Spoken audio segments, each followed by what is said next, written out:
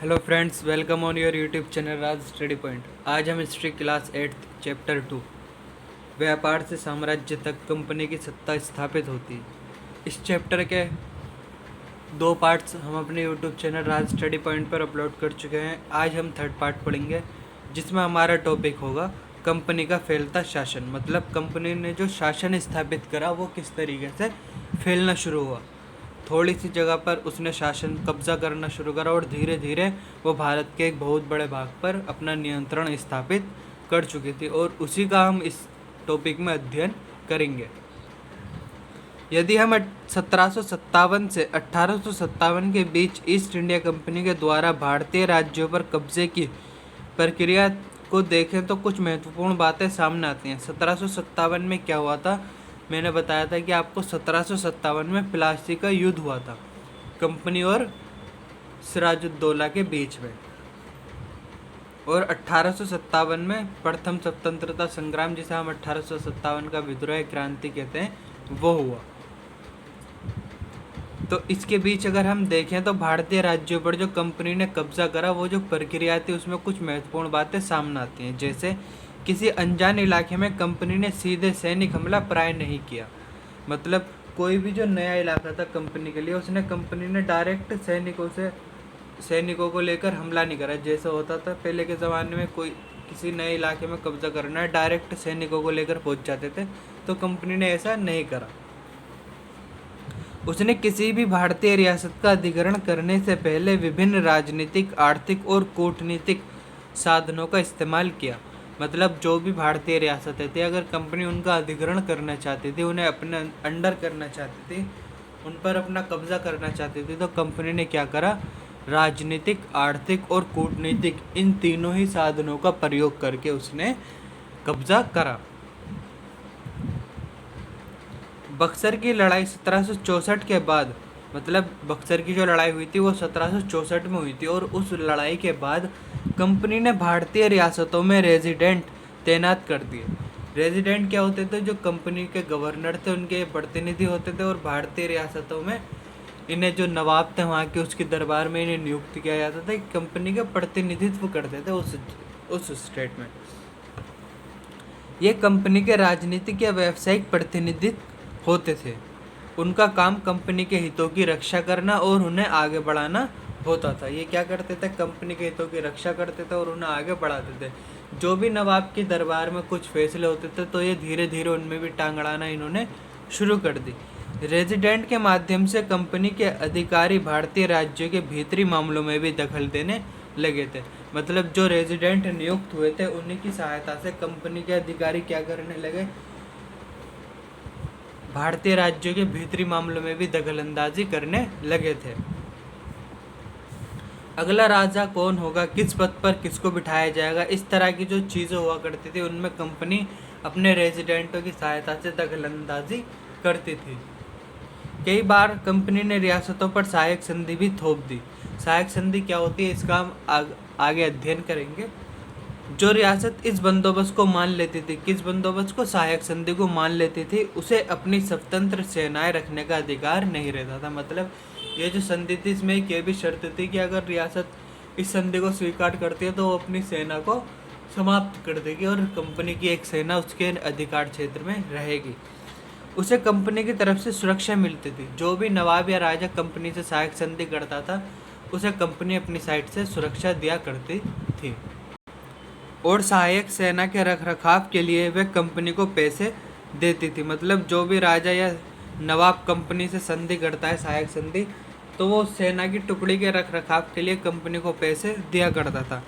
अगर भारतीय शासक रकम अदा करने में चूक जाते थे, तो जुर्माने के तौर पर उनका इलाका कंपनी अपने कब्जे में ले लेती थी। मतलब अगर आपने कंपनी को कर नहीं दिया, तो कंपनी क्या करती है, आपका इलाका छीन लेगी आपसे। जैसे कि उदाहरण के लिए, जब रिचर्ड वेलेस्ली गवर्नर जनरल था, उस समय अवध के नवाब को 1801 में अपना आधा इलाका कंपनी को सौंपने के लिए मजबूर किया गया। क्योंकि नवाब सहायक सेना के लिए पैसा अदा करने में चूक गए थे, इसलिए उन्हें अपने नियंत्रण क्षेत्र का आधा इलाका कंपनी को देना पड़ा था। नेक्स्ट टॉपिक है हमारा टीपू सुल्तान, शेर मैसूर। टीपू सुल्तान जो है उन्हें शहर मैसूर के नाम से भी जाना जाता है। जब कंपनी को अपने राजनीतिक और आर्थिक हितों पर खतरा दिखाई दिया, मतलब जब भी कभी कंपनी को अपने राजनीतिक और आर्थिक हितों पर खतरा दिखाई दिया तो कंपनी ने प्रत्यक्ष सैनिक टकराव का रास्ता भी अपनाया। मतलब डायरेक्ट कंपनी युद्ध करने के लिए भी तैयार हो जाया करती थी ऐसे मामलों में। दक्षिण भारतीय राज्य मैसूर के उदाहरण से ये बात समझी जा सकती है। मैसूर जो है वो कहाँ का राज्य था? दक्षिण भारत का। और इस पर शासन करने वाले जो शासक थे वो हैदर अली और टीपू सुल्तान। उस टाइम में इन दोनों की ही कंपनी के साथ युद्ध हुआ करते थे और कंपनी से इनकी बना नहीं करती थी। हैदर अली शासनकाल जो था, हैदर अली जो था उनका शासनकाल 1761 से लेकर 1782 तक था और उनके विख्यात पुत्र टीपू सुल्तान का शासनकाल 1782 से लेकर 1799 तक ही रहा।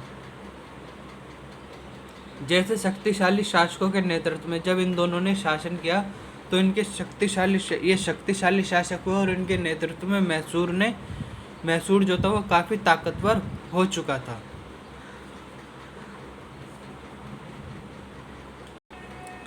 मालाबार तट पर होने वाला व्यापार मैसूर रियासत के नियंत्रण में था।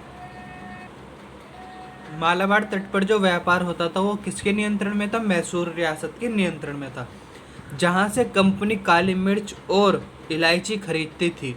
1785 में टीपू सुल्तान ने रियासत में पड़ने वाले बंदरगाहों से चंदन की लकड़ी, काली मिर्च और इलायची का निर्यात रोक दिया। 1785 में टीपू सुल्तान ने क्या करा? जो ये बंदरगाह हैं उनसे क्या करा? वहाँ पर चंदन की लकड़ी, काली मिर्च, इलायची इनका व्यापार निर्यात करने से इनको रोक दिया गया और स्थानीय सौदागरों को ये भी आदेश दिया गया कि कंपनी के साथ व्यापार ना करें।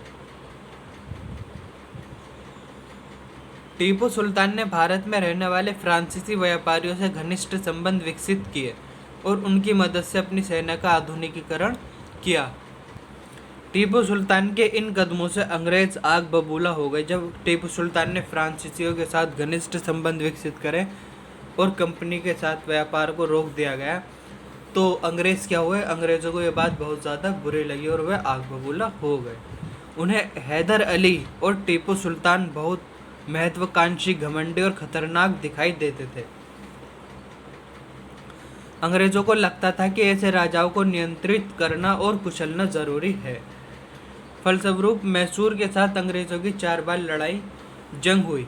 1767 से लेकर 69, 1780 और 84 में दूसरी जंग, तीसरी जंग हुई 1790 से 92 और चौथी जंग हुई 1799 और आखिरी जंग जो है 1799 में, इसी में टीपू सुल्तान की मृत्यु हुई। श्रीरंगपट्टनम की आखिरी लड़ाई जंग में कंपनी को सफलता मिली। अपनी राजधानी की रक्षा करते हुए टीपू सुल्तान मारे गए और मैसूर का राजकाज पुराने वोडियार राजवंश के हाथों में सौंप दिया गया।